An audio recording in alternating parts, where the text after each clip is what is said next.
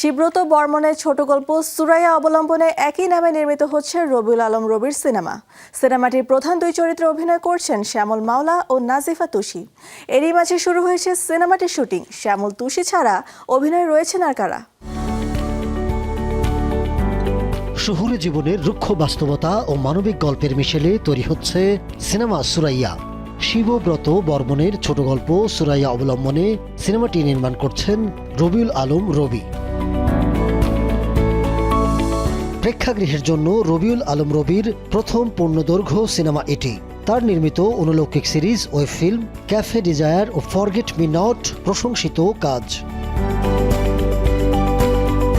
মূল গল্পের লেখকের সঙ্গে যৌথভাবে সুরাইয়া সিনেমাটির চিত্রনাট্য লিখেছেন রবি। প্রধান দুই চরিত্রে অভিনয় করছেন শ্যামল মাওলা ও নাজিফা তুষি।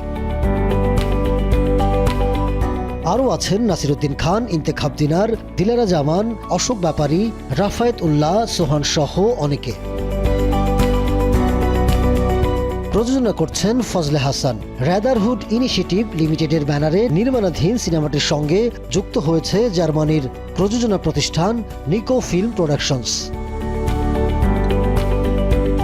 2023-24 অর্থ বছরে সরকারি অনুদান পেয়েছে সুরাইয়া। বিভিন্ন চলচ্চিত্র উৎসবের ফিল্ম মার্কেটে সিনেমাটির চিত্রনাট্য নিয়ে অংশ নিয়েছেন নির্মাতা। শুরুটা 2023 সালের বুসান চলচ্চিত্র উৎসবের এশিয়ান প্রজেক্ট মার্কেট দিয়ে। 2024 সালে সিয়াটলের তাজভিল চলচ্চিত্র উৎসবের ফিল্ম বাজারে নির্বাচিত হয় এটি। পাশাপাশি গত বছর বার্লিন ওয়ার্ল্ড সিনেমা ফান্ড থেকে তহবিল পায় সুরাইয়া। আন্তর্জাতিক আরও বিভিন্ন ফিল্ম বাজারে অংশ নেয় সিনেমাটি। 20 এপ্রিল থেকে ঢাকায় শুরু হয়েছে সিনেমাটির শুটিং। মে মাস জুড়ে বিভিন্ন স্থানে শুটিং শেষ করে শেষ হবে দৃশ্য ধারণের কাজ। আন্তর্জাতিক নানা চলচ্চিত্র উৎসবে অংশগ্রহণের পর দেশের প্রেক্ষাগৃহে মুক্তি পাবে সুরাইয়া।